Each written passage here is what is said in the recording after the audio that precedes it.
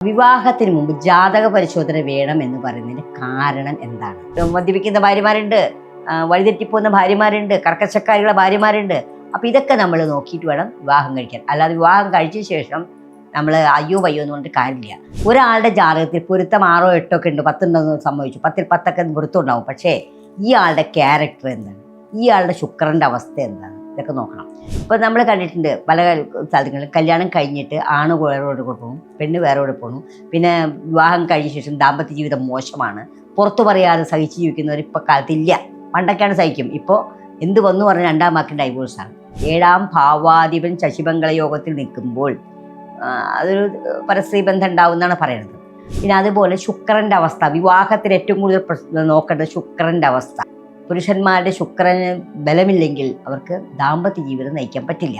പിന്നെ പ്രധാനമായിട്ടും വശ്യപ്പൊരുത്തവും യോനിപ്പൊരുത്തവും ഉണ്ടോ എന്ന് നോക്കണം. ഇതൊക്കെ നോക്കിയ ശേഷം മാത്രമേ വിവാഹം കഴിക്കാവൂ.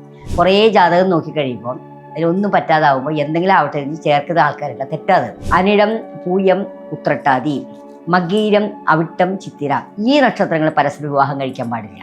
വിവാഹം കഴിഞ്ഞ് കഴിഞ്ഞപ്പോൾ നല്ല കാണാൻ സുമുഖനാണ്, എല്ലാം ഉണ്ട്, പക്ഷേ ദാമ്പത്യമില്ല. കാരണം സ്വവർഗരീതിക്ക് പോകുന്ന ആൾക്കാരുണ്ട്. കുട്ടി ജനിക്കുക എന്ന് പറയുമ്പോൾ ആ കുട്ടി ജനിക്കുന്നതിന് മുമ്പായിട്ട് മാതാപിതാക്കൾ പ്രിപ്പയർ ആയിരിക്കണം. അങ്ങനെയല്ലാതെ വരുമ്പോഴാണ് ഈ ട്രാൻസ്ജെൻഡർ പോലത്തെ കുട്ടികൾക്ക് ജനിക്കുന്നത്. നമ്മുടെ മനസ്സിൽ എന്താണോ ചിന്തിക്കുന്നത് അതനുസരിച്ചാണ് ഈ കുട്ടികൾക്ക് ജന്മം കൊടുക്കുന്നത്. മാതാപിതാക്കളുടെ മനസ്സെപ്പോഴും ശുദ്ധമായിരുന്നാൽ മാത്രമേ നല്ല കുട്ടികൾ ഉണ്ടാവുള്ളൂ. ട്രാൻസ്ജെൻഡർ ആണോ എന്താണെന്നുള്ള കാര്യം നമുക്ക് ഒരു ജാതകം നോക്കുമ്പോൾ അറിയാം. നമസ്കാരം. വിവാഹത്തിന് മുമ്പ് ജാതക പരിശോധന വേണം എന്ന് പറയുന്നതിന് കാരണം എന്താണ്? ജാതകം പരിശോധിച്ച ശേഷമാണ് വിവാഹം കഴിക്കാൻ. ഇപ്പം എല്ലാ സമുദായക്കാരും ജാതകം പൊരുത്തം നോക്കുന്നുണ്ട്. കാരണം എന്താണ്? പക്ഷെ പൊരുത്തം നോക്കുന്ന ജ്യോത്സ്യൻ കൃത്യമായിട്ട് നോക്കിയിരിക്കണം. ഒരാളുടെ ജാതകത്തിൽ പൊരുത്തം 6 or 8 ഒക്കെ ഉണ്ട്, 10 ഉണ്ടെന്ന് സംഭവിച്ചു, 10ൽ 10 പൊരുത്തം ഉണ്ടാവും. പക്ഷേ ഈ ആളുടെ ക്യാരക്ടർ എന്താണ്, ഈ ആളുടെ ശുക്രൻ്റെ അവസ്ഥ എന്താണ്, ഇതൊക്കെ നോക്കണം.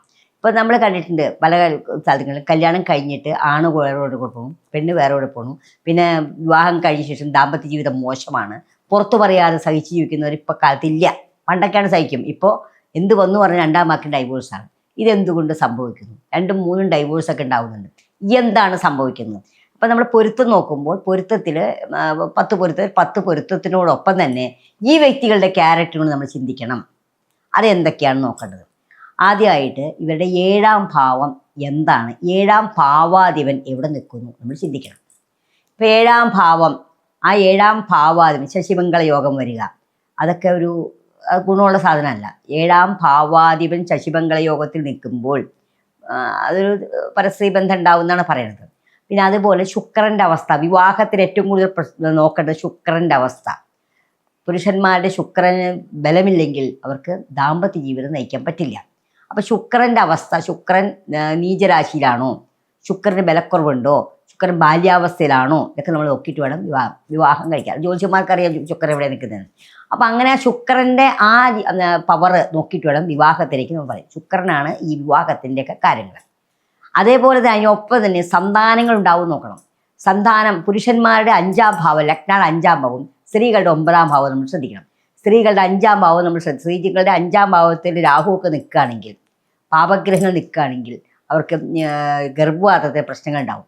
അപ്പോൾ അതൊക്കെ നമ്മൾ വിശകലനം ചെയ്യും. ഒരു പൊരുത്തം നോക്കാതെ 2 മിനിറ്റ് കൊണ്ടല്ല, അത് വിശദീകരിച്ച് നോക്കി പൊരുത്തമുണ്ടോ എന്ന് നോക്കണം. നക്ഷത്രങ്ങൾ തമ്മിൽ പൊരുത്തമുണ്ടോ, ഈ ബാക്കിയുള്ള കാര്യങ്ങൾ നോക്കണം. പിന്നെ പ്രധാനമായിട്ടും വശ്യപ്പൊരുത്തവും യോനിപ്പൊരുത്തവും ഉണ്ടോ എന്ന് നോക്കണം. ഇതൊക്കെ നോക്കിയ ശേഷം മാത്രമേ വിവാഹം കഴിക്കാവൂ. പിന്നെ എന്തുകൊണ്ടാണ് ഈ ജാതകം നോക്കേണ്ടതെന്ന് പറഞ്ഞു കഴിഞ്ഞാൽ, ഇപ്പം കുറേ ജാതകം നോക്കിക്കഴിയുമ്പോൾ അതിലൊന്നും പറ്റാതാവുമ്പോൾ എന്തെങ്കിലും ആവട്ടെ എന്ന് ചേർക്കുന്ന ആൾക്കാരല്ല, തെറ്റാതെ. പിന്നെ അതുപോലെ തന്നെ ജാതക പരിശോധന ചെയ്യുമ്പോൾ മധ്യമരഞ്ജി ദോഷം, അതൊരു വലിയ ദോഷം തന്നെയാണ്. മധ്യമരഞ്ജി ദോഷം എന്ന് പറഞ്ഞാൽ ഭരണീപുരം, പൂരാടം, അനിഴം, പൂയം, ഉത്രട്ടാതി, മകീരം, അവിട്ടം, ചിത്തിര, ഈ നക്ഷത്രങ്ങൾ പരസ്പരം വിവാഹം കഴിക്കാൻ പാടില്ല.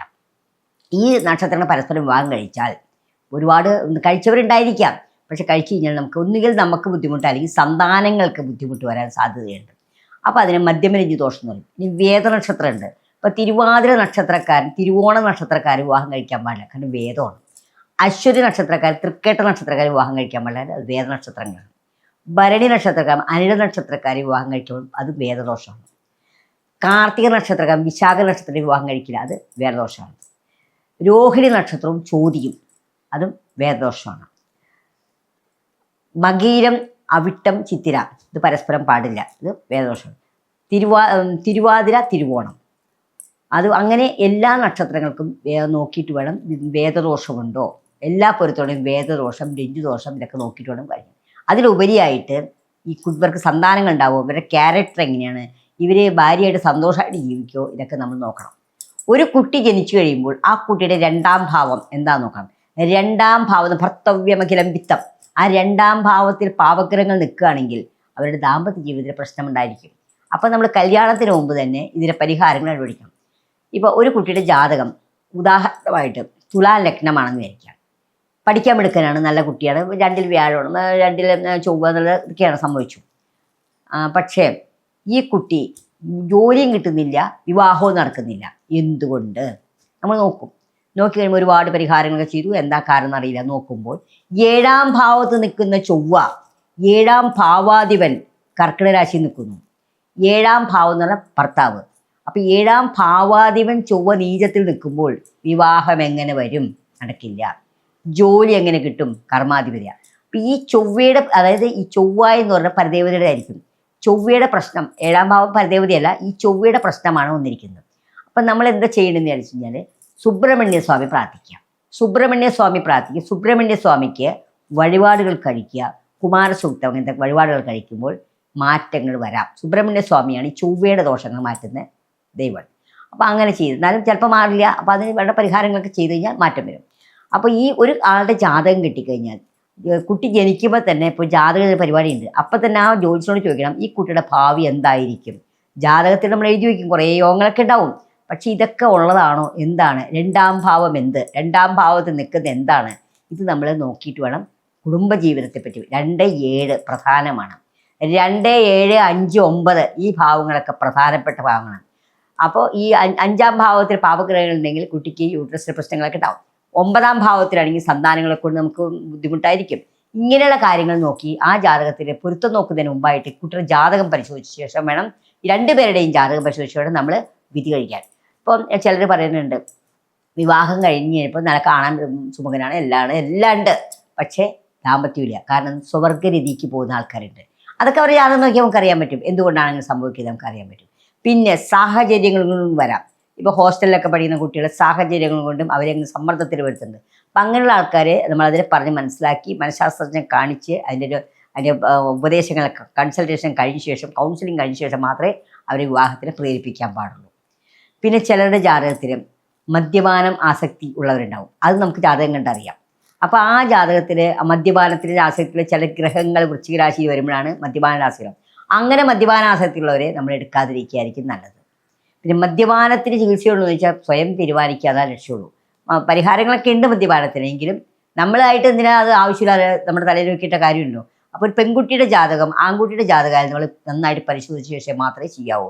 ഇപ്പം ആൺകുട്ടികൾക്കുണ്ട് മദ്യപിക്കുന്ന ഭാര്യമാരുണ്ട്, വഴിതെറ്റിപ്പോകുന്ന ഭാര്യമാരുണ്ട്, കർക്കശക്കാരികളുടെ ഭാര്യമാരുണ്ട്. അപ്പോൾ ഇതൊക്കെ നമ്മൾ നോക്കിയിട്ട് വേണം വിവാഹം കഴിക്കാൻ. അല്ലാതെ വിവാഹം കഴിച്ച ശേഷം നമ്മൾ അയ്യോ വയ്യോ എന്ന് പറഞ്ഞിട്ട് കാര്യമില്ല. അപ്പോൾ ഇന്നത്തെ കാലത്താണെങ്കിൽ പഴയതുകാരി സഹിച്ചും കഴിഞ്ഞിരുന്ന സ്ത്രീകൾ കുറവാണ്. കാരണം എല്ലാവർക്കും ഇക്വാലിറ്റിയാണ് ഉള്ളത്. പ്രശ്നം നോക്കുന്നതിനെ കുറിച്ച് ജാതക പരിശോധന, ഈ ജാതകം കറക്റ്റാണെന്ന് ആദ്യം നോക്കണം. അപ്പോൾ ഇങ്ങനെയൊക്കെ ചെയ്തു കഴിഞ്ഞാൽ ആ ദാമ്പത്യത്തിൽ പ്രശ്നങ്ങൾ വരാൻ സാധ്യതയില്ല. സ്വർഗരീതി അങ്ങനത്തെ ഒന്നും വരാൻ സാധ്യതയുണ്ടാവില്ല.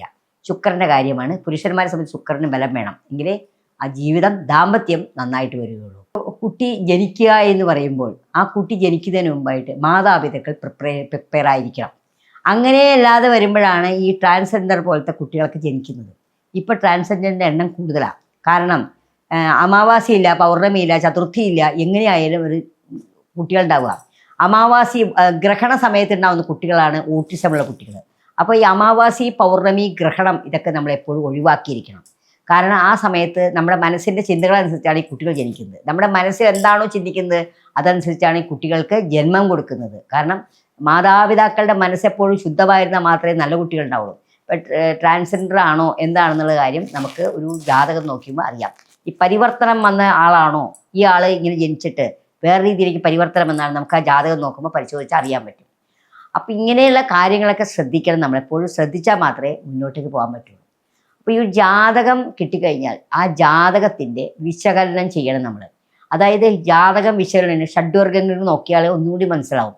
ഷഡ്വർഗം എന്ന് പറയുമ്പോൾ ഓരോ ജാതകത്തിലും ഹോര, ദ്രേക്കാണം, അങ്ങനെ ഓരോ ഹോര എന്ന് പറഞ്ഞാൽ ഇപ്പം ഓജരാശിയിൽ ജനിക്കുന്ന ആളുകൾക്ക് ആദ്യത്തെ ഹോര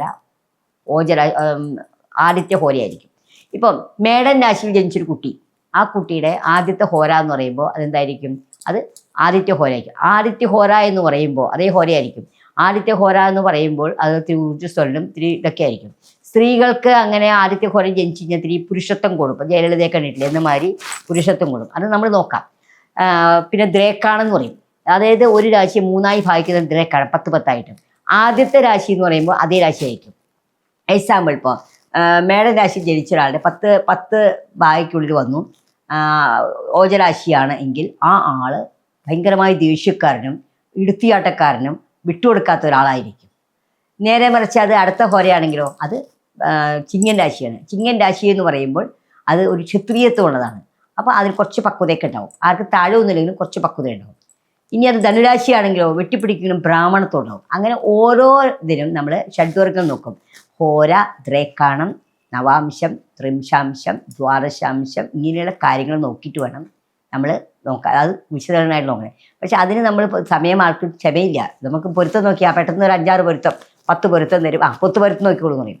ഈ 10 പൊരുത്തം നോക്കണമെങ്കിൽ എത്രയോ സമയം വേണം. പക്ഷെ അത് ആരും അതിനെ അംഗീകരിക്കുന്നില്ല. അതാണ് ഏറ്റവും വലിയ കാരണം. അപ്പോൾ ചേരാത്ത നക്ഷത്രങ്ങൾ ഉണ്ടാവും. നക്ഷത്രങ്ങളെക്കാൾ പ്രധാനമായിട്ട് അവരുടെ വശ്യപ്പൊരുത്തവും യോനിപ്പൊരുത്തവും നോക്കണം. മാത്രമല്ല അവരുടെ വ്യക്തിത്വം നോക്കണം. വ്യക്തിത്വം എന്താണ് എന്നൊക്കെ നോക്കണം. ഇതെല്ലാം നോക്കി വരികയാണെങ്കിൽ നമുക്കൊരു അരമണിക്കൂർ ജാതകം നോക്കാൻ വേണ്ടി വരും, ഒരു പൊരുത്തം നോക്കാൻ വേണ്ടി. പക്ഷെ ഇതൊന്നും ആരും വാല്യൂ കാണുന്നില്ല. അതാണ് ഏറ്റവും വലിയ പ്രശ്നങ്ങൾ വരുന്നത്. അപ്പോൾ ഇങ്ങനെ കാര്യങ്ങൾ എല്ലാവരും ജാതകം നോക്കിയും അതുപോലെ തന്നെ വളരെ നന്നായിട്ടും സന്തോഷത്തോടെയും അതുപോലെ കുട്ടികൾ ജനിക്കുമ്പോൾ മാനസികമായ പക്വതയോടുകൂടെയൊക്കെ ഉണ്ടാവട്ടെ. എല്ലാവർക്കും നല്ലത് വരട്ടെ, നല്ലത് മാത്രം വരട്ടെ എന്ന് ആശംസിച്ചു.